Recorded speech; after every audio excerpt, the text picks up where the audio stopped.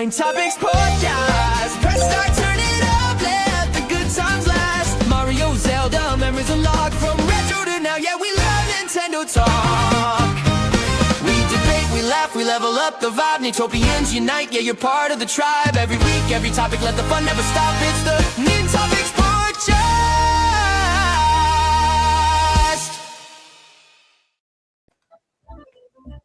What's up, Nintopians? You have successfully launched the show that basically brings the hype and fixes the canon, okay? We promise you fully evergreen content, and meaning that this show is always fun, always relevant, and never justified, okay? Never, never. So your mission is... You love the show, you can listen on Spotify, Apple Podcasts, or whatever you find your audio gold. It doesn't really matter. And right here on Mike's Odyssey YouTube channel, we drop the blue shell every single week. So don't get a Kato and hit the subscribe button and turn the notifications, please. Please, please. All right, we're ready. Grab your mushroom and your master sword. Let's press start. Boop. We did it. Let's start. The show has started. All right. Before we start, guys, we have to introduce you all. We have to introduce. What are you wearing, JC? I like that.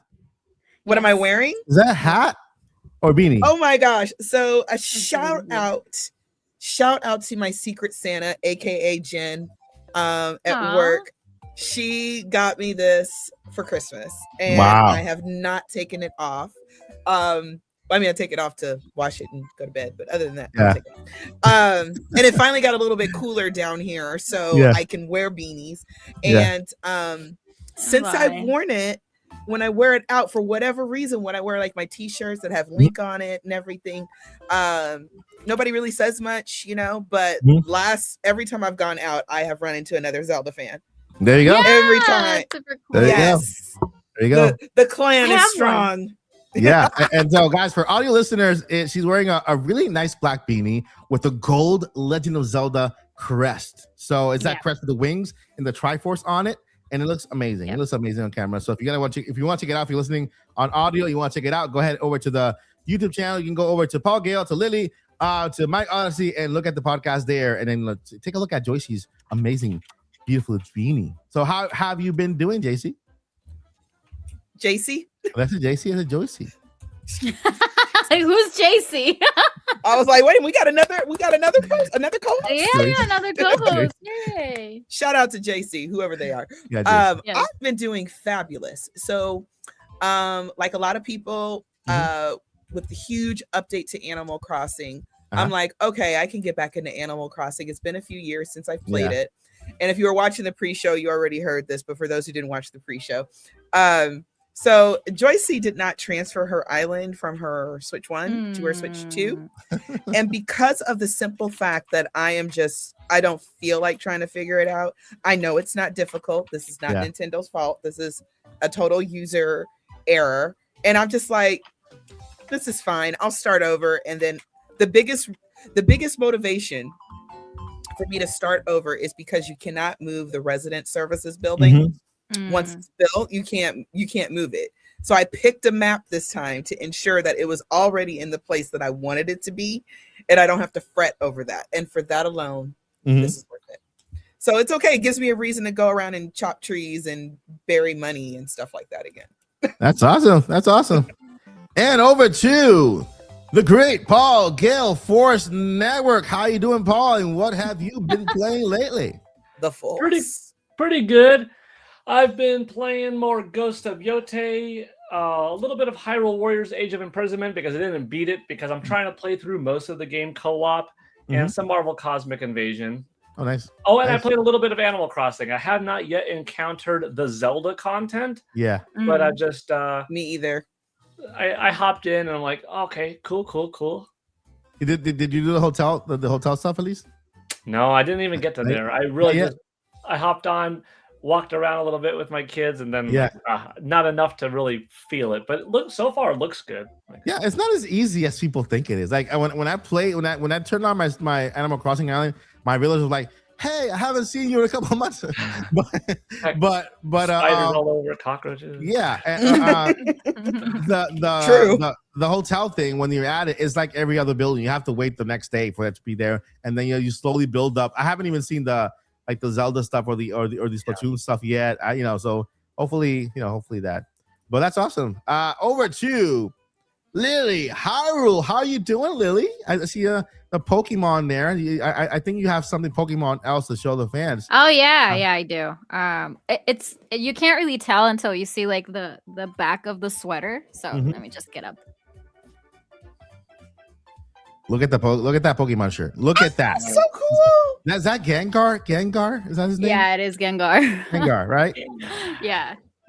I got it at the Uniqlo, I think. Yeah. Yeah.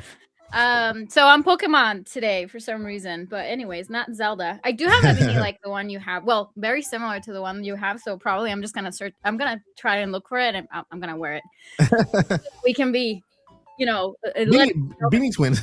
Beanie twins. We are buried on snow. We got about 10 inches of snow yesterday. We're at -4 Fahrenheit, so you get to tell. Here's chilly. It's chilly. It's chilly. But you know what? I haven't really been playing a lot. I'm very disappointed. I'm actually left out of the Animal Crossing conversation because I've never actually got started on Animal Crossing because I'm too scared that I'm just gonna be playing all day. It is the kind of game. It is the kind of game. Right? It's a genuine fear, especially once you get hit to the fact that you can. I'm not saying anyone should ever do this, and I would never. But I'm just saying once you get hip to the fact that you can change the date on your Switch to make sure that you pay stuff off, grow the money trees and everything. Yeah. So you can get to the good stuff, and so you can actually design your island. Not that anybody ever does that. I've never ever done. I can't say that. No With a straight face. No one has ever done It genuinely is March 1st of 2026 at 7 o'clock. At 7 o'clock. It genuinely is. All the trees have grown. Different. The trees that planted yesterday are all grown, fully grown. The money tree is full. Yeah, no. I know that I'm just gonna be completely lost in that game. That's why I've been trying to avoid it. But I have to tell you that I was this close because of what they added for the new collaboration with Legend of Zelda, of course. Yeah. But no, I haven't really been playing a lot, and I'm behind a lot of games. One thing that I've noticed, like I've been now that I'm not like fully committed streaming video games right now, I'm just streaming occasionally when there are game releases. So you'll see me most of the times streaming about 4 hours of the game as first impressions, but you won't see me like playing the whole playthrough now. Because I'm focusing a lot more on evergreen content and more videos on my channel and things like that. So I've been busy. But yeah, I have no games this week actually. Nope. Nothing. That's awesome. Yeah. I mean, sometimes no games is good because you take a break and relax and just kind of chill and then. I did see my 2025 recap for Nintendo. Have you guys seen it? Yes. Yeah. And my top 3 were Breath of the Wild, Tears of the Kingdom, and Skyward Sword. That's awesome. That's it. Awesome. How about yours? I got 75 legit gamer. 75 total games. I don't know how that happened. Wow. So I don't know how that happened. I mean, maybe because I get a lot of codes sent right from indie developers, so I play a lot of. I do play a lot of indie games personally.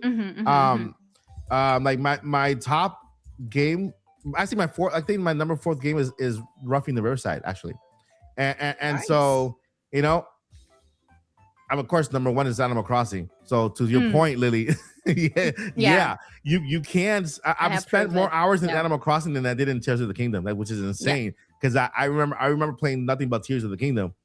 But I've been playing Animal Crossing. I got back into it. Just kind of laying there and trying to get that hotel, the hotel rooms finished, right? The cool thing is that you can decorate them, however you want. They give you examples of themes you can use, but I'd never use them. I have a Lego room, an entire Lego room. One of my rooms is Lego. Lego! Don't say that word. I'm sorry. Yeah, Lego, the Lego room. I have a Lego Build couch, the legend. Lego couch, a Lego bed, a Lego crafting table, a Lego arcade, the Lego walls, the Lego floor on that room. My other room is in a Super Mario room, Super Mario NES room, because they have the NES wall and the NES floor. So that one's a retro one. The other one is a 3D Mario room with all the mushrooms and all the stars and everything like that. And so I'm making everything a theme that's not even recommended by the hotel. I'm doing my own entire thing, and it's fun. I'm like, yeah, here's a grown man here decorating some room and having the time of his life. But it's fun. That's the beauty I love about the industry and Nintendo specifically. Whatever genre there is, Nintendo has a game for it.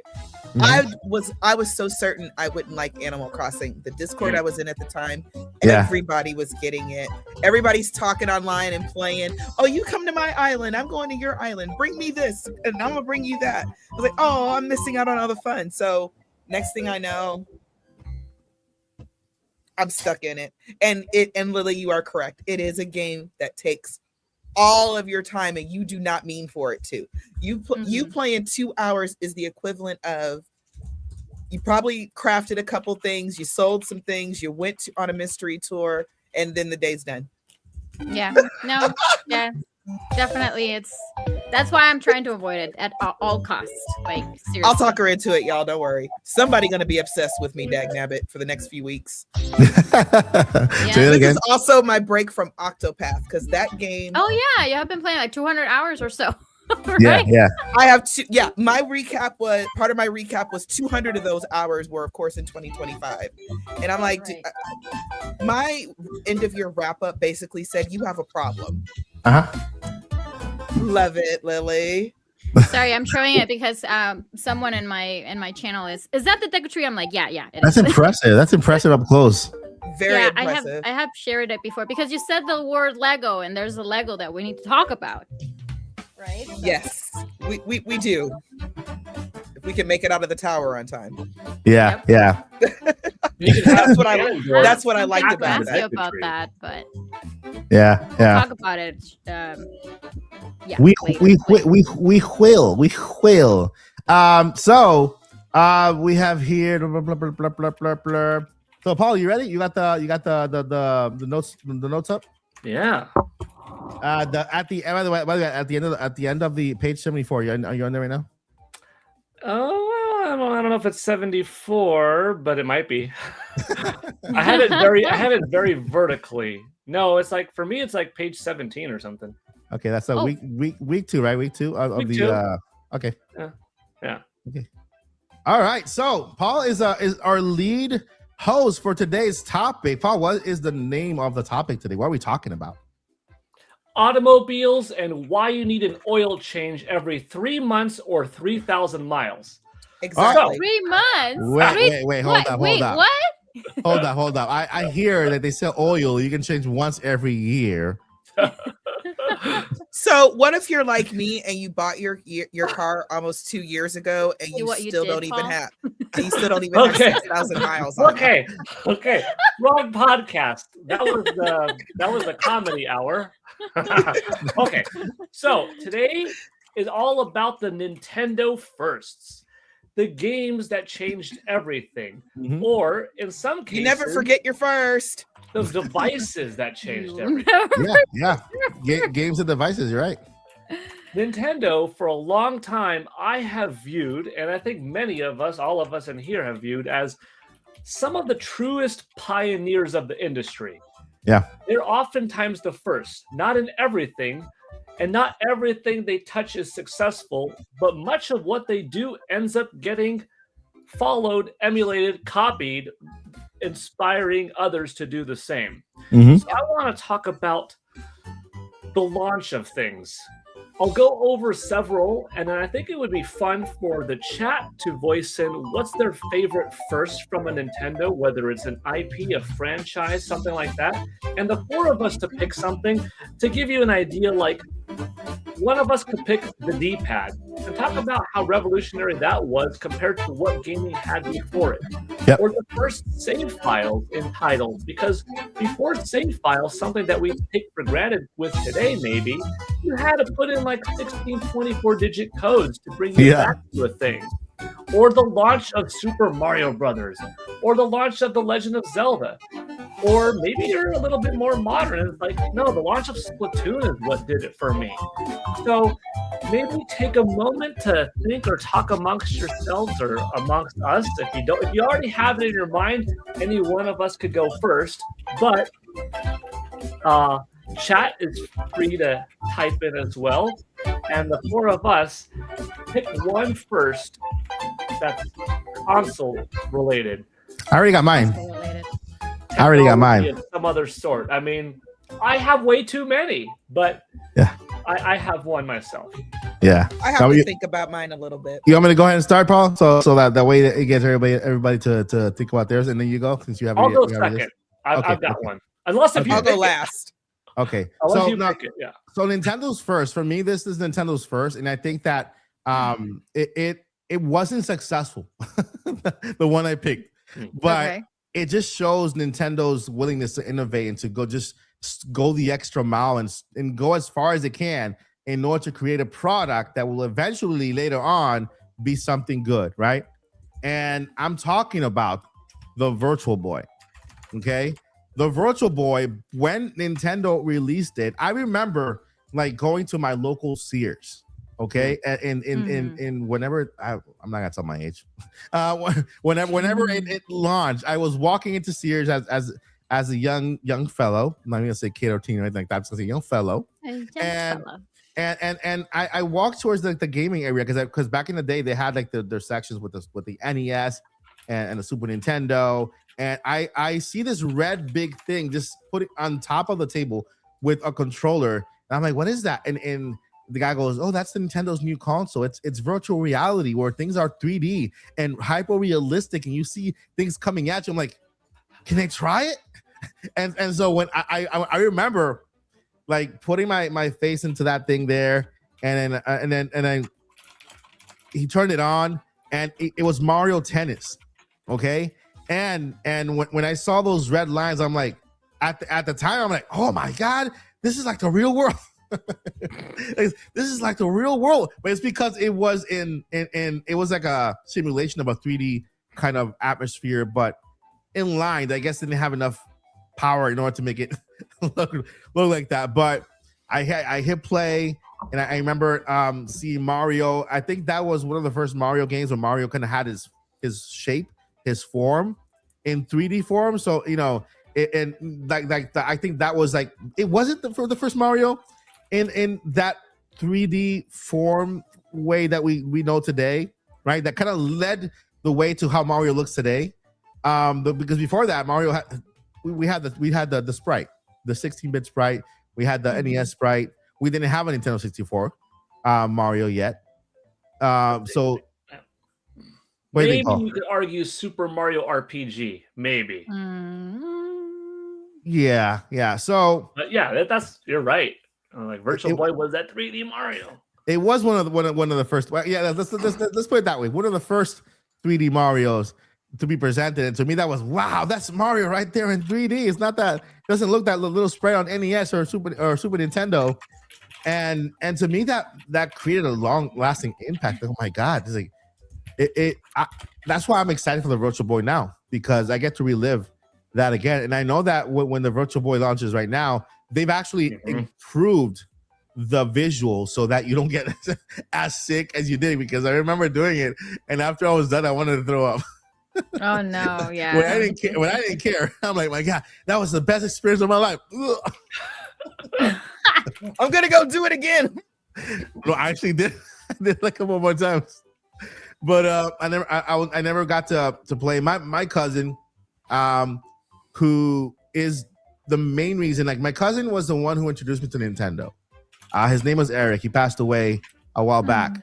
And he was the one who had the Nintendo that I went to his house to play Super Mario Brothers, to play Kung Fu, to play Duck Hunt. And then later on, when I was 9, then my dad got us our first NES system.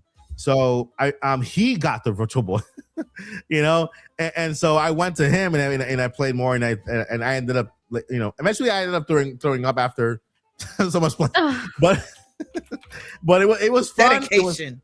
it was a moment I will never forget, and still is. And again, I think this is like when Nintendo, wanted to push the envelope when it comes to innovation, right? And I think that it kind of speaks on Nintendo's, legacy from making ramen to a hotel to the noodles to video games. They're always pushing the envelope, and so that's my little nugget of history in my innovation. What go ahead, Paul. Okay. This could be a 5-hour podcast because there's so many wonderful You've been firsts. warned, people. I'm going with one that connects with me on a little bit of a different level because it applies to who I am also outside of video gaming, and that is motion controls thanks to Wii.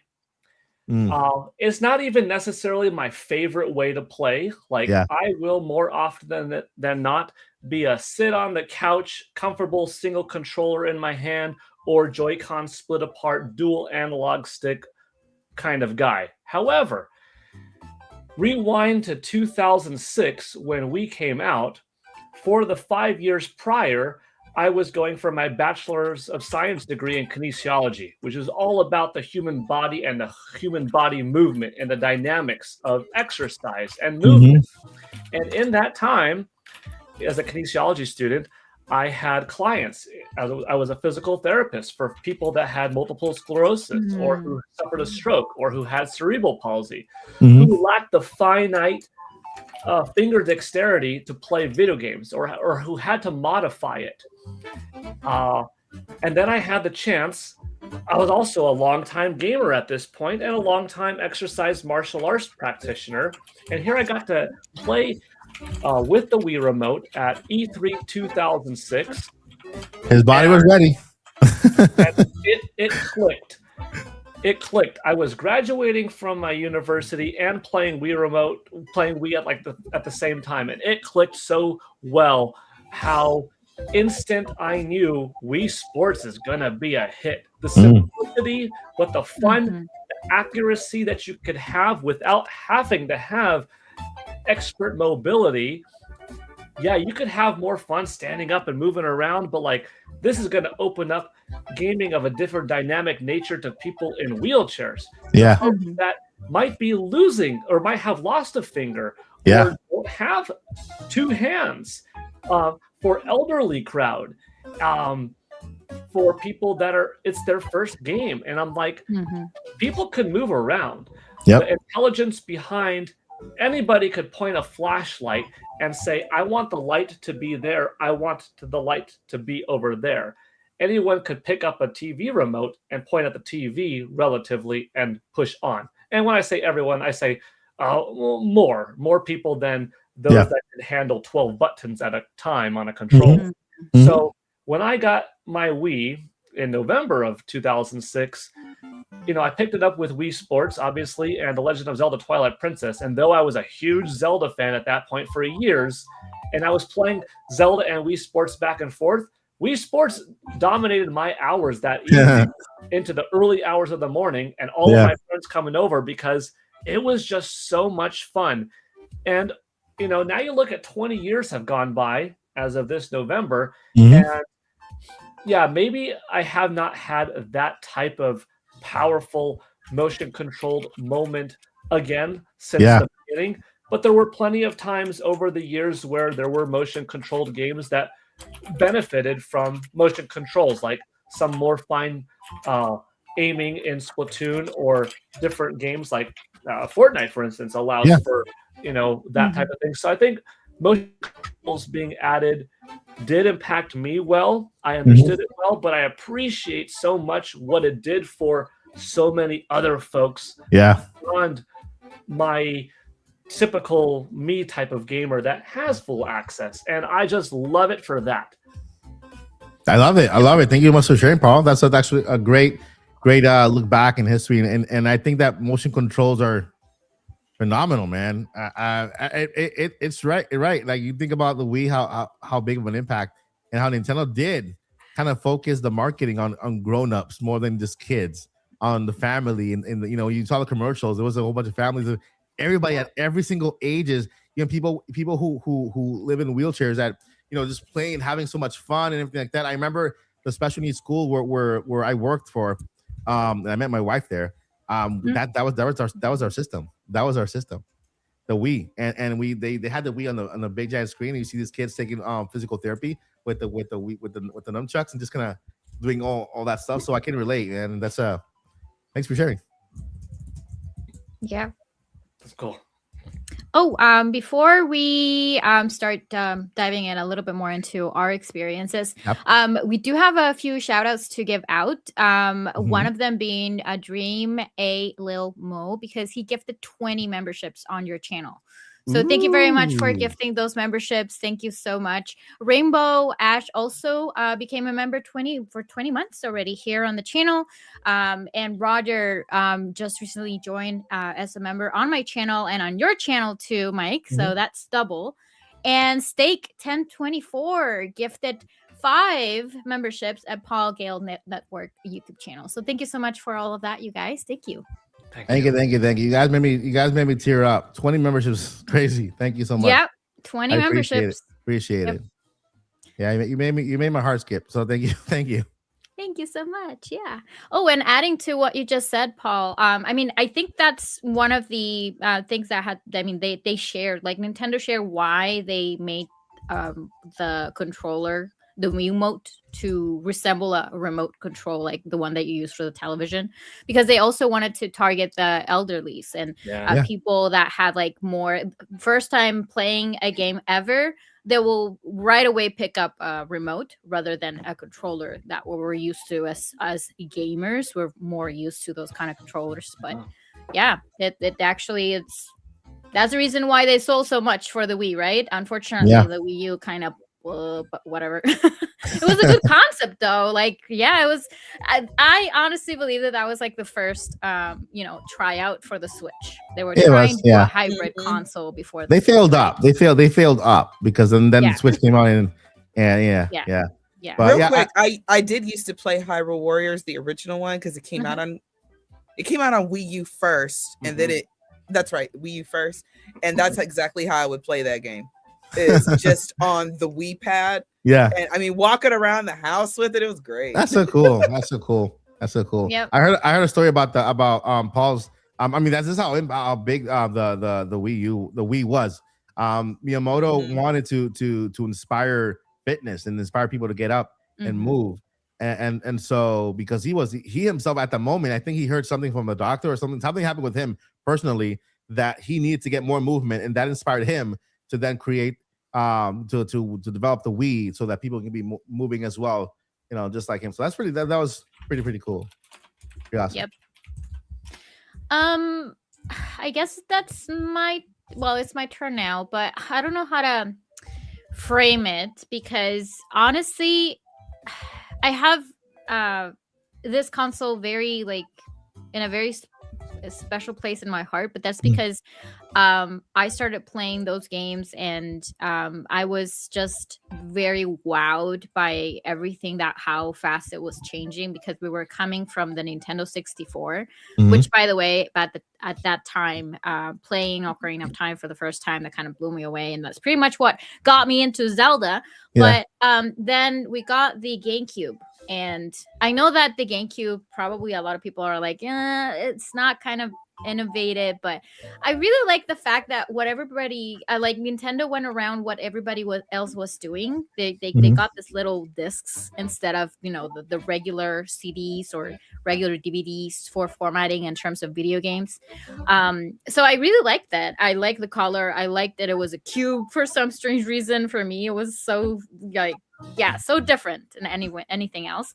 And I got to play Metroid Prime the first time. So that game was definitely one of my favorites too. Luigi's Mansion, that was pretty much a debut as well. So on the GameCube, it's kind of a very special in my heart because of that. And also the Wind Waker, of course. And when everybody was kind of looking away, like, oh, that's not the Zelda we wanted, yada, yada, yada. Go and play the Wind Waker. It's amazing. Anyways, but that being said, like that's the reason, and also the catalog for the GameCube is just massive. If you haven't watched, like, if you haven't seen the list of video games that you had available for the GameCube, it was just a huge catalog. We also had like a lot of mature games there, even though Nintendo never actually kind of focused on that, but there are some mature games on the GameCube too. So that's why, like, I was a teenager, I was growing up, I was like, oh, this is the future, you know, that's kind of the reason why, and all of the other things that I just explained. But technically speaking, and just because I recently moved, well, not recently, but a few years back, I moved from my country, and I couldn't really take my games with me. The only way that I was able to do that is with the Switch. So for me, in terms of innovation and in terms of simplicity, the Nintendo Switch has been my console that pretty much revolutionized everything. Like, it was pretty much like the first hybrid console available out there, and there's a lot of other competitors trying to replicate that. And yes, their video games are running a lot smoother, or they have better graphics or whatever, but it's just that practicality that you have with the Switch, that you can take it anywhere with you. And I don't really like to play on the go, honestly, but there are times that you have to, like if you're on a plane. I am very anxious when it comes to flying, so that actually eased my mind a bit. It distracts me a little bit from all the shaking that's happening in the plane and things like that. Like, I'm distracted and I'm outside of my reality into this small device that I can take anywhere with me. And the Switch has definitely been the most innovative for me, for Nintendo. But as you can tell, based on what I just shared, like, I feel Nintendo has always been doing that, like trying new ways to get a wider audience and more people to get to play games. That being said, I hope that Nintendo can focus a little bit more into something, and a topic that is very important that Paul just mentioned, which is accessibility. I think that Nintendo needs to really, really start doing that, because I have had, like, ever since I started doing my small tutorials for Tears of the Kingdom and Breath of the Wild, I was getting a lot of DMs from people saying, I love your video. It taught me, it actually showed me what I needed to do. Thank you. But there was always a follow-up saying, like, I wish Nintendo could make this accessible for everyone. And of course, they shared their current situation and why they are struggling to play certain parts of the games and things like that. So I just hope Nintendo can focus a little bit more on accessibility. Yeah. To that, because as a legally blind player, because I don't play like everybody else, I feel like Nintendo Switch 2 took it a step further with accessibility. They did. And that's a good thing. In the menu area, there's so many accessibility features now added. They improved the zoom, the voice over to identifying everything you do on the Switch. And I think that's a good start. And of course, like Lily said, we need to go further. I like playing Star Wars Outlaws, because to me that's an incredibly accessible game. Right, and I can't really see the little person too much in the dark areas. So when I turn it on, it turns the person bright red, so it looks like a red thing walking around, but you can still see it and play well. So to that, Lily, I'm like 100% behind it. Nintendo needs to push the boundaries, just like they do with innovation on their consoles. If they go that route also with accessibility in video games, in the games, because the console, they're doing good. In the video games, then I think that it'll make a big difference. Thank you for sharing that. Yeah, you're welcome. Joycey, you're still doing your research. You're still thinking it through. No, I'm redeeming miles so I can go on a mystery tour. But let me explain something. Oh, thank you. I'm sorry, I just have a whole different perspective now that I play Animal Crossing. I'm like, don't none of y'all pay nothing on this island, but want to live in paradise. I ain't thinking about you people. Anyway, or you animals. So when it comes to like innovation, one thing that I have noticed with Nintendo, and this is kind of a general overview, is nothing's cool until they do it. Yeah. Even if they're not the coolest to do it. But all of a sudden, so one of the big innovations I thought was the Game Boy. That was massive. I did not have one, unfortunately. By then, different things were going on with parents and whatnot. You know how that goes. But it was massive. It was the first time I had seen actual portable like gaming, like quote unquote real games. Remember, and I'm not knocking them because this was way back when, but what was it? Those Tiger games that you could get? Yeah.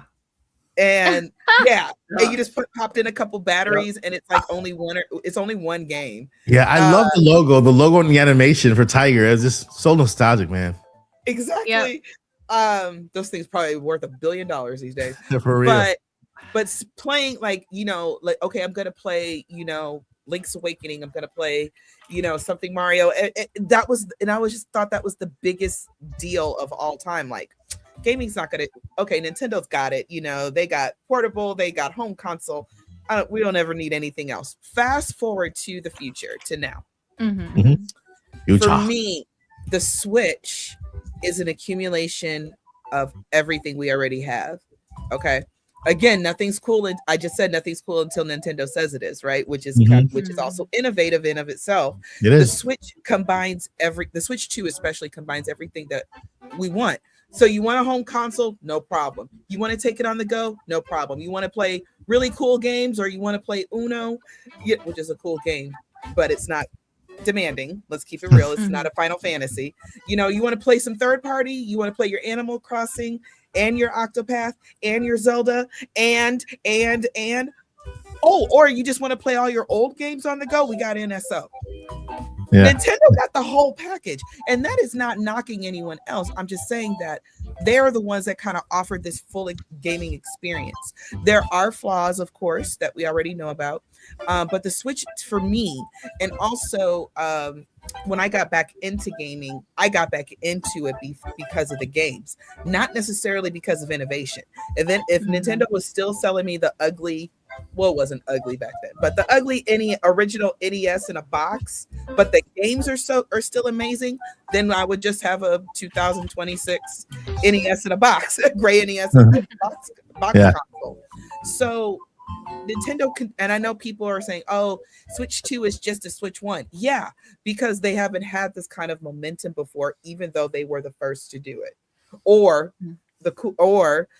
nothing's, like I said, nothing is cool until they do it. So even if there were already original ideas, they always took those ideas, innovated it for their for what they wanted to sell us, and all that has just come to a head in Switch. So the thing is, we're gonna probably, if things keep looking good for Switch, we're probably gonna get a Switch 3, then eventually a Switch 4, because I think that's the thing that Nintendo always wanted.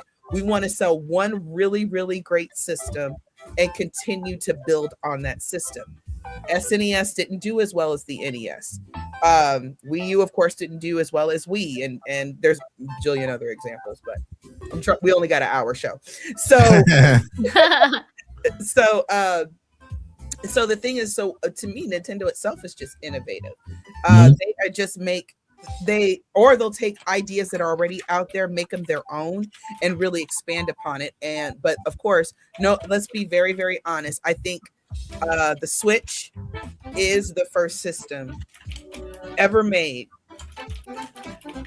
This is a bold claim, and I know I'm going to get roasted, but I don't care. It's really the first system ever that can accommodate just about anything you want. It is a combination of 40 years of gaming. It is a culmination of all these years of gaming and everything. So for me, the Switch is like, this is my entire childhood, my teenage hood, and everything else, like kind of in one system. And that's what I love about it. It wasn't the game. It wasn't the games that changed my life, or excuse me, it wasn't the systems that changed my life. It was the games. So, but Nintendo, I think, is the first time where somebody said, I'm buying a Switch because of what it offers. They bought it for the system. Yeah. Okay.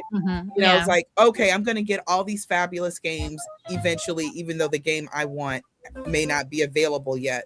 but I can see somebody saying, I'm going to buy this because I like to play games, and I like to play games on the go, and I like to play games on my couch, and I like to play third party and indie and main Nintendo games. This is the first time I think you could honestly say I understand why somebody might just buy the Switch. You know what I mean? PlayStation is a little bit different. You know, it's not a bad system at all, despite what people like to say about us Nintendo nerds, you know, that we just hate all other systems. No, we don't. It's just that PlayStation hasn't needed to really do anything different. Right. Not that they haven't, but they don't really need to do much different, you know? So Switches, so I can understand why people might say, I want a PlayStation 5 and eventually a PlayStation 6, but what else do I get? Switch, you already have just about, and if you were talking about Switch 2, we already have the original library, where the library is getting even bigger. So it's kind of one-stop shop. And I think that alone is what makes it innovative. Is like, how do you beat this thing? And this is a question I would love to ask Nintendo. If Switch 2 doesn't do as well, how do y'all plan to beat this? Yeah. I love that question, Joycey. I love it. I love the entire thing, because it really rant. No, it's not a rant. It's more like a highlight. It's a good highlight, because it really brings it all together. If you think about Nintendo from the very beginning, right? What was the second console launched? Was it or what was it? The Super Nintendo, right? And then it was the Game Boy, or was the Game Boy and then NES, SNES? It was the Super Nintendo and then Game Boy. It was Super Nintendo, then Game Boy, and then Game Boy Advance, I think. Right. So Paul, correct me. I think it was Super Nintendo, then Game Boy. Came out 89. 89, yeah. Super Nintendo came out 91. Oh, so it was Game Boy, then NES. So from the very beginning, Nintendo always wanted a handheld system. They wanted Game and Watch.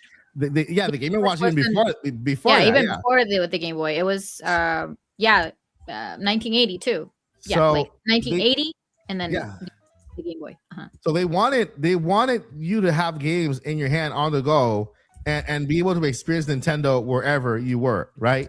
And so if you look at that, there's always Nintendo has been the only constant company to follow through with every single handheld system alongside their major system. The Game Boy, Game Boy Advance, Game Boy SP. Then they went over to the 3DS, the DS, 3DS, and all these, until today, where they say, you know what, Nintendo Switch. Here's Nintendo. Wait, the Wii was like, okay, this is the beginning of you playing on the on your screen and then taking it up with you and moving at least to the next room. And the Switch just took it up a level from that. You can dock it and take it with you on the bus, on the train, to work, wherever you want. Nintendo Switch 2 follows through with that. And also, real quick, Mike, can I throw something in real quick? Yeah, of course. Not that portable gaming is anything new. Okay, first of all, I do think that because Nintendo is Japan, and Japan prefers mobile gaming, they just have a better leg up. But I find it real interesting that after Switch 1, we got all these other portable devices out here, very good ones. Well, yeah, I mean, your Steam Decks. There's a rumor that PS6 is going to have a portable option. Yeah, and they're not ain't cool till Nintendo do it. And you know what? Another cool thing is that even to just to throw props at these companies, they don't shy away from saying that they're inspired by Nintendo Switch. Yeah. Right. And their benchmark is this versus the Nintendo Switch. And even the people's benchmarks, without even thinking about it, they're always comparing everything to the Switch, or comparing everything to the Switch too. It's always like there, right? Sadly, Xbox is fading. Yeah. I got faith that Xbox can make a comeback. Yeah. Hopefully, yeah. But when it comes to mobility, right? Mobility, dockability, and all that stuff, everything is always compared to the Switch, which is very, very cool and awesome. Oh, do you have any last things you want to add to before we get into the amazing questions we have there by our chat? You guys are so cool. Yeah, thank you for your questions. And we got a couple shout outs as well after Paul. Yeah, of course. Couple of fun facts, because we really could go for 5 hours if we did everything. So just a couple of fun things in case we didn't mention them. They are here. Like the D-pad. revolutionary, but created specifically for Donkey Kong. Yeah. Game & Watch, because a joystick was too bulky for a pocket device. The Legend of Zelda, we mentioned earlier about internal batteries. The first console game with an internal battery, because before, you had to put in long passwords. I remember one example that I have is specifically playing Godzilla for my original NES. You got to a certain space, you die or whatever, you had a passcode that I would take my pencil on my white I paper. want to say one. Yeah. But after you. Yeah. I want to say one, but after you. Yeah, Uh-huh. I want to say one. Yeah.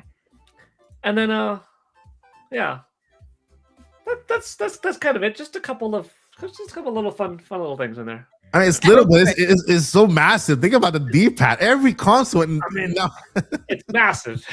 It isn't little. We say it's little now, but it really is monumental. Yeah. Real quick, we gotta do a huge shout out to Roger Inyart. Thank you so much. He has gifted another 10 to the Mike Odyssey channel, and we get so caught up in our conversation, but please know that we see you, we appreciate you, and thank you so incredibly much. And another 10 to Paul Gale as well. So that's 20 total. On a roll. Woo. Man. There we go. Thank you, Roger. You guys are making me tear up already. It's too much. Thank you for all the support.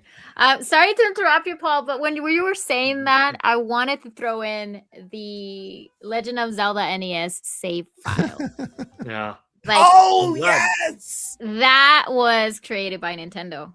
Yeah. So you were able, like back in 1986, that's when you were able to save your progress when you were playing, and that was kind of an innovation. Then started other games, of course. That's why we have save files in our games. So thank you Nintendo. The Legend of Zelda in 1986 was the first console game with an internal battery.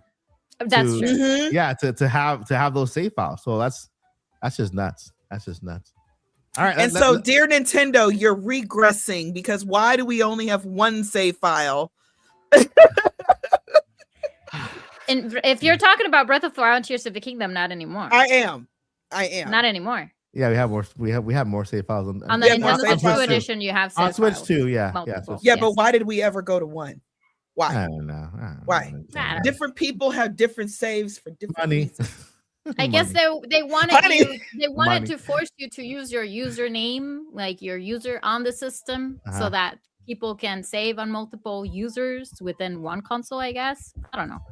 I like to have different saves for different reasons, and y'all know I don't stream or anything, so it's because it's like, okay, if I go this path, I want to know what happens and save here, and then so I could take the other path as well and save different slot.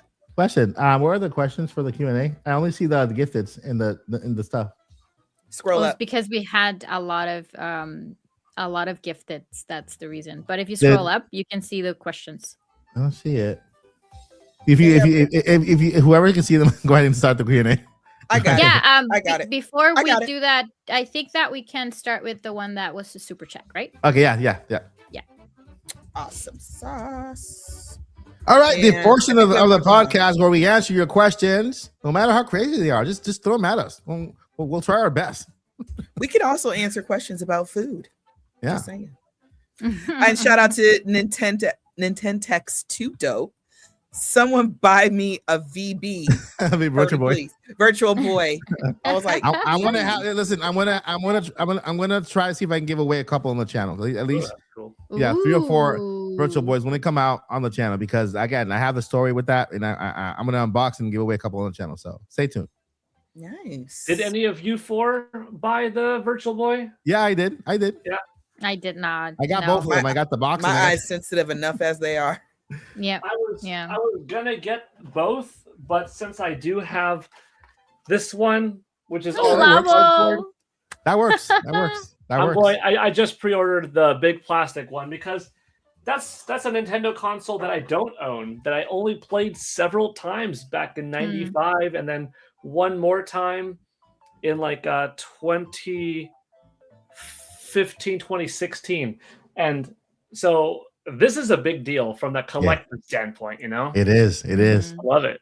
It is. Yeah. If you're listening on radio, guys, on radio, what year is this?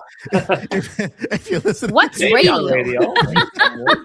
Everybody's gonna be like, "What's Like, radio?" What year is this? If you're listening on audio podcast, the Virtual Boy has not yet launched for Nintendo Switch, and so that's why we're excited about it. But maybe when you're listening to this, it's already out and you already have it and you already hate it or something. I don't know.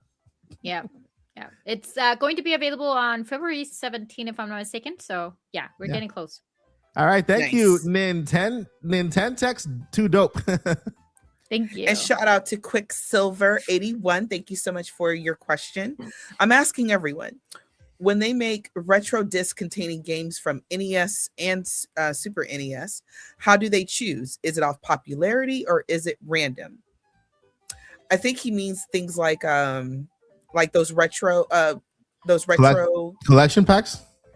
Yeah, but more what was that thing? The NES Mini and the SNES Mini, and they have only certain games on them. Oh yeah, And yeah. how do they yeah. pick? I think that's what he's going for. Yeah. So, fun fact: those systems were made because of the low sales of the Nintendo Wii U, and so they needed something for the holiday season to at least boost sales. So that's why the classics were launched, and they chose based on game popularity at the time, like just game popularity, like a variation of popular games. Maybe not popular to everyone, but some games, that like in each genre, right? They try to include something in each genre, like a sports game or an adventure game, a platformer, and so on. I would But say it's also by popularity. Yeah. But I think that's also strategically that way. I also think that it's good for them to throw in like a sequel because, for example, Donkey Kong Country and Donkey Kong Country 2, for example, Yeah. they weren't or they are included. Like, if you like the first one, what are the odds you're not gonna like the second, like the sequel, right? So Yeah. you kind of throw in those freebies, but I think it's really by whatever they know that it's gonna be popular or that the majority of the audience is gonna like. Yeah,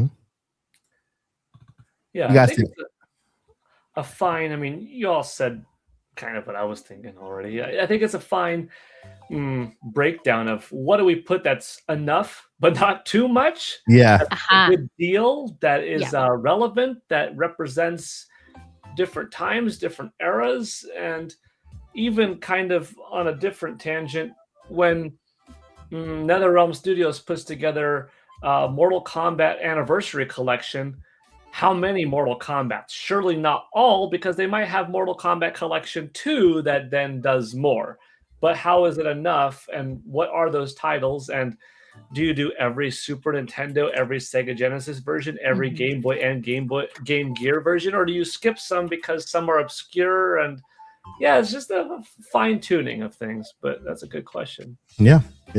Awesome. Thank you. And shout out to Lottie Tro here, 9127. Thank you for your question. What are your thoughts about this new Zelda Ocarina of Time Lego set? Yeah. Has it been announced? Yes.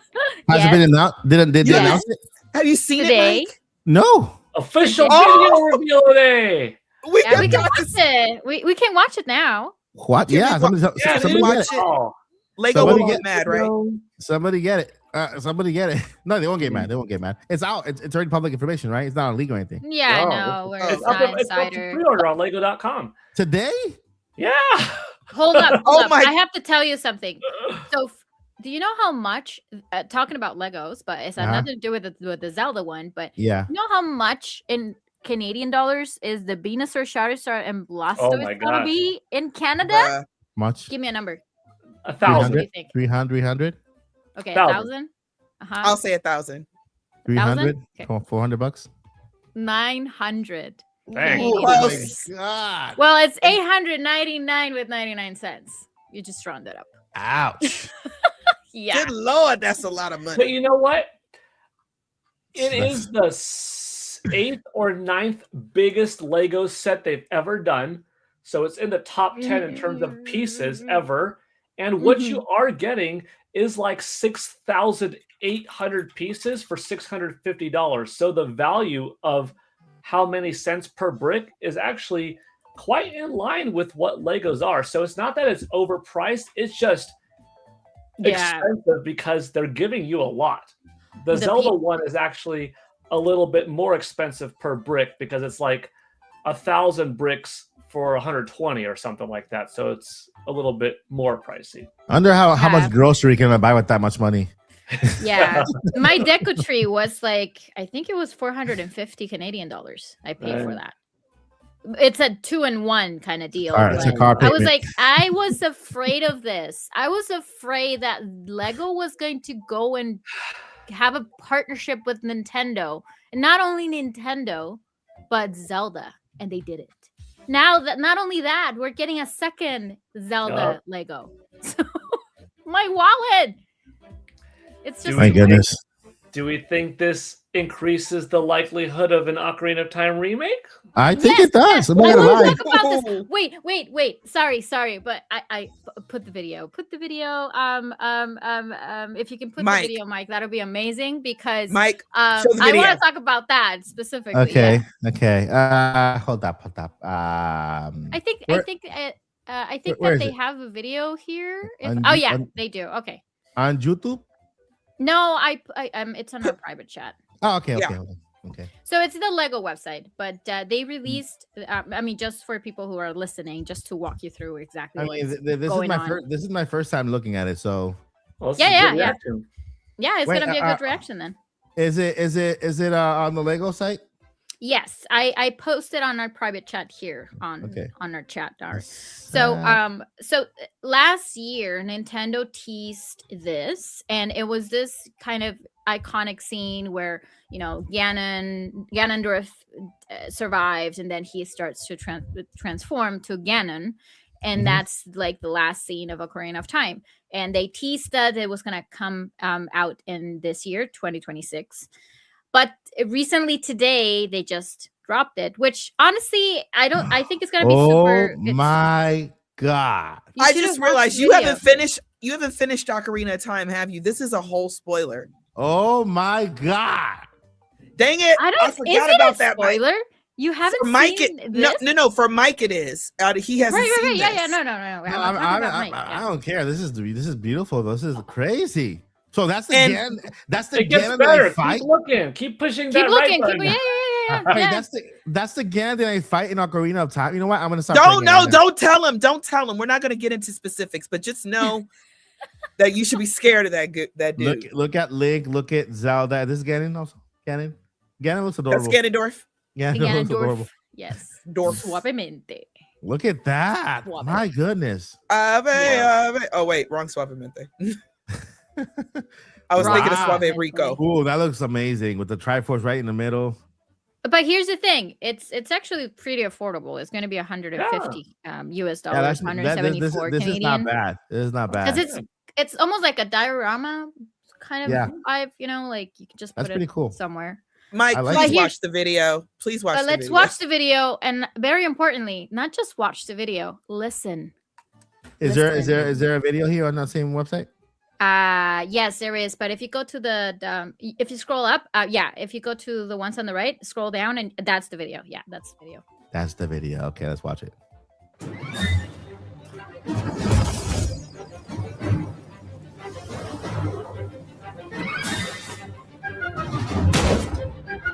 Ooh.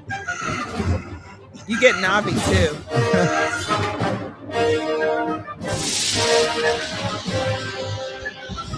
That's a teaser that they released in original. That's the only thing that they were able to show. Wow.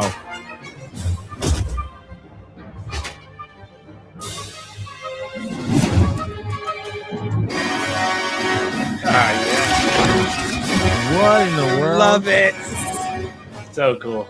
Oh no! Now I need a Lego Zelda game. No, we don't want that. Nobody. No, wants we don't want No. that. The Zelda cult. You The don't Zelda want that. cult. The Zelda cult already met, and we already decided that Listen. You don't want we that, ain't but I dealing with need that. I need Okay. a Lego. I need a Zelda video game with the Lego, and I need a Zelda Lego movie game. I'm gonna Yeah, tell you yeah. right now, if you really want to tick off the Zelda community, I'm part of it too. I'm not do pissed off. that. I want it. I Do want it. that. You know what? My next video is gonna be a theory, guys. If you're listening to the podcast on audio or on radio back in the day, A then radio. come check out my theory video on the Lego Zelda game. No, but All right. honestly, I think that this is a great Lego set. Nice. It's very affordable compared to the Deco Tree. I'm really excited for this one. And it's gonna be released in March, so it's not that far away. Also, like I said, it's not gonna be $400 for you to get that. So I think it's very nice. But what I wanted to discuss, Joycey, did you notice something interesting in the song? Oh, not the song. But I noticed Yeah.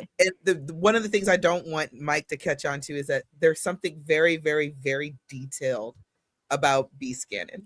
In All that right, book. I'm gonna go out when the podcast ends. I'm gonna go back because I'm not playing anything right now. I'll go back to the forest, try to get my way through the forest again, and walk whatever forest I'm. I thought you were located. playing Animal Crossing. I am, but that could wait. Okay, that could wait.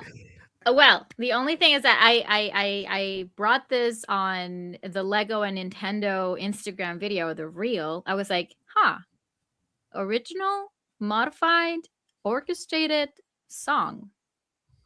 If you pay attention to it, that song, it's the song that's supposed to be playing during the game, but it's fully orchestrated and it's slightly modified. Yeah. Hmm. Yeah. So if you listen to it, I'll say it's kind of a tease that they're cooking up something. Yeah, who knows? Be great. I'm okay with it, whatever it is. Let's jump into the next question. We're hitting the mark of the hour mark of the podcast. Oh But yeah. thank you very much for your question. Like we're Shout out. we're actually very excited. Any Zelda question is a rabbit hole. We're gonna go. Yeah, sorry, but I got very worries. excited when I And launched. thank you. Even better because you hadn't seen it, Mike. No, so that I was didn't worth see it. I'm gonna see it again about 10 times after the podcast. Shout out to Zalarath. Thank you for your comment and question. Animal Crossing New Horizons question. Have any of you played the recent 3.0 update yet? If so, what was your favorite new feature that was added, whether it be an item, villager, quality of life improvements, etc.? Y'all heard my story at the beginning. I'm starting over, so I don't even have any of that stuff yet. I have a lot of stuff, but I don't have that stuff yet. Like I'm still building up, like even on my DIY recipes. In fact, I might need to bug y'all and come to y'all's islands. Yeah. Some stuff. So my favorite part of the 3.0 is not just quality of life improvements, right? But I like the fact that random villagers just appearing on my island, just walking around as tourists. Random people showing up outside your door, like they even walk into your house. I'm like uninvited, come right in. And it says tourist on their name tag, and then it says their name on the bottom. But they're just walking around. Once the hotel is there, you got rooms decorated. They'll make their way into the island, just still walking around. You know, what the heck? Who are you? And you talk to them. You can invite them into your island if you want. And I still haven't figured that out, but that's really cool. Just having more villagers in the game at the same time with everybody else. You know, that's one of my favorite things. I have not. I don't play Animal Crossing. Yeah. We go to the running away from it. next We'll question. talk you into it. Yeah. I had downloaded the update. I paid the $5 for the improvement Nintendo Switch 2 version 2, but I only played several minutes of walking around and like, okay, visual fidelity looking good. Things are moving fast and snappy, less loading, but I didn't have more fun with it yet. Wait, there's It's gonna be a fun weekend then. How come I didn't have to pay the $5? It just downloaded. Because you didn't get the Switch 2 like Paul was talking about. I think it's like it improves loading times and the way it looks and things like that. But you get the same stuff. Yeah, same Everything stuff. is free except for like the $5 to turn it into Nintendo Switch 2 edition. But the vast majority of stuff is free. Yeah. Okay. Like the Zelda stuff, Splatoon stuff. Lego stuff. Yeah, that's all version 3 stuff, right? Version 3. Okay. All right. Since it's $5, I might just up. Thank you, Zalarath, for the I amazing completely question. forgot about it. Next question. Shout out to the Original Radical Gemzo. Mike, Mhm. this is for you. Your opinion on if and when the game Crimson Desert will release for the Switch 2. Depends on the developer. Developers are in charge of putting the games up on the system. It's not. It hasn't even been announced right yet. Do you know, Paul, if it even been announced for Switch 2, or it's just nothing? Yeah. So I mean, it's up to the developer. I will just follow their social media, but I believe that eventually it can make its way to Nintendo Switch 2. But as of today, there's no confirmation that it will. But just follow the developer on Twitter, sorry, and you get more information on that. But eventually, I think it'll make who makes Crimson Desert? Who's the developer? I forgot the name because there's a lot of rumors right now about Crimson Desert, and I think on Nate's podcast the other day, one of the people that, or no. Yeah, Pearl Abyss, yeah. Pearl Abyss. But I think it was like Kiwi Talks. He's like, I don't think he's a developer. I take that back. I think he is like an insider, and he kind of had an idea that, yeah, it's probably coming, but we don't know when. Yeah, the as of today, the developer Pearl Abyss hasn't officially announced it or even plans on bringing it, but we'll see. It's just a rumor right now. Yeah. But apparently there was an apparent leak in the GameStop website that I don't know anything about. So it's coming. Shout out to Rainbow Ash. So this is for you, Mike. Do you think the rumored Ocarina of Time remake and new mainline 3D Zelda game will come to fruition? Do you think one is more likely than the other? Do you think Nintendo will start making, I think he meant to say spinoffs. A new 3D Zelda is definitely coming. Not for a few years, but it's definitely coming. Oh yeah, the mainline is already in the works. That's for sure. Maybe we'll see that like a trailer next year for 2029. But yeah, the Ocarina of Time already teasing it. Ocarina of Time, I'm gonna say yes because I want to will it into existence. I profess myself to be a professional willer, okay, and a professional educated guesser. And so with those two titles, I'm gonna say yes. Ocarina of Time will be making it to the Nintendo Switch 2, and so we should be hearing something about it in the next couple of weeks. Nice. Yeah. Thank you for your question. Oh, there was more to his question. My bad. Sorry, Rainbow Ash. So this is all for all of us. If Nintendo decides to make a Zelda spinoff, what would your dream game be? A racing game, a Rabbids game. I think he meant Rabbids. A Rabbids game.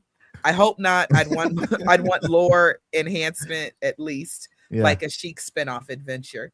And he has more to his question, so we'll go with that section. So spinoffs for me, I would love to. I'm gonna go outside the game. I want Nintendo to use Nintendo Pictures to do episodes inside the world of Hyrule. Give us some characters that are there, aside from Link and Zelda, but have them kind of be aware of what Link and Zelda is doing in the past and mention them once in a while. But like a spin-off series involving maybe some Koroks or whatever.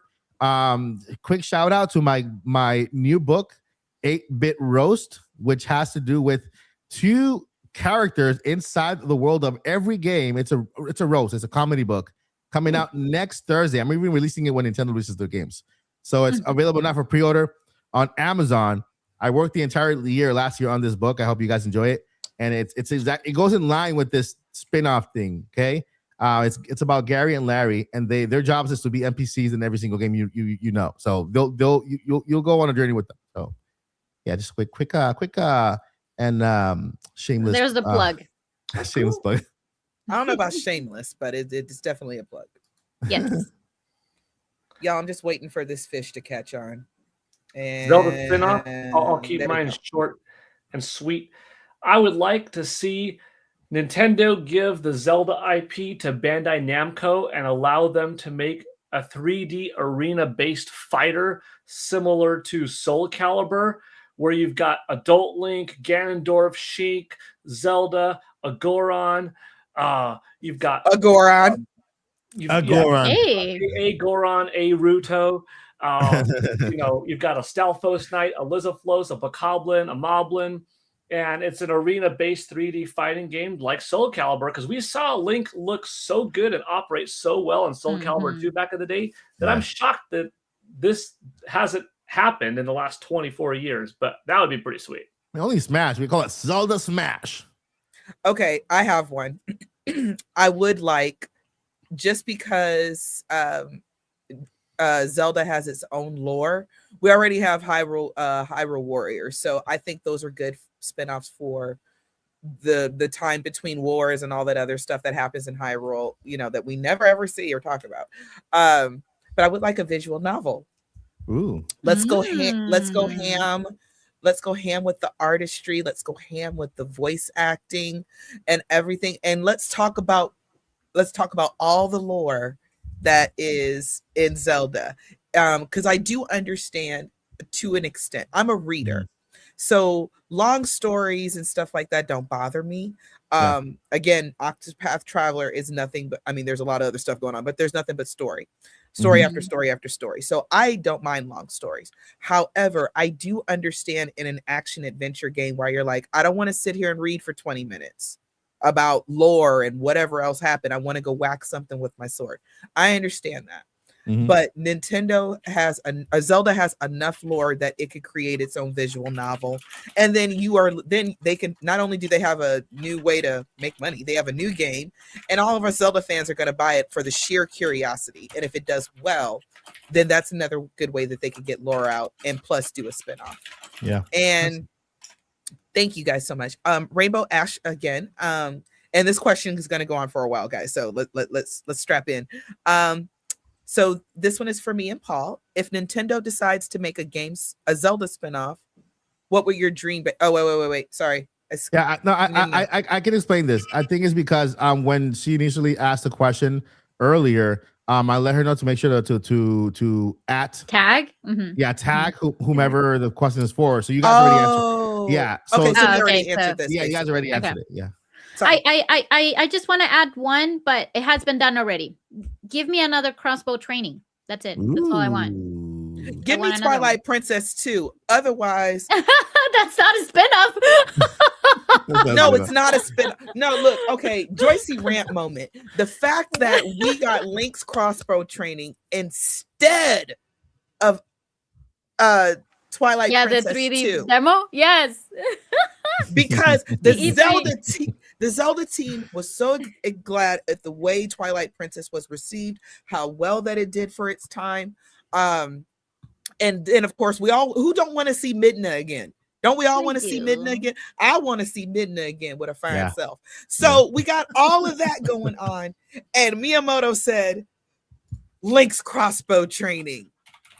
Dear Mr. Miyamoto, you and I forever got beef just for that. Forever. Is that the last question? Forever.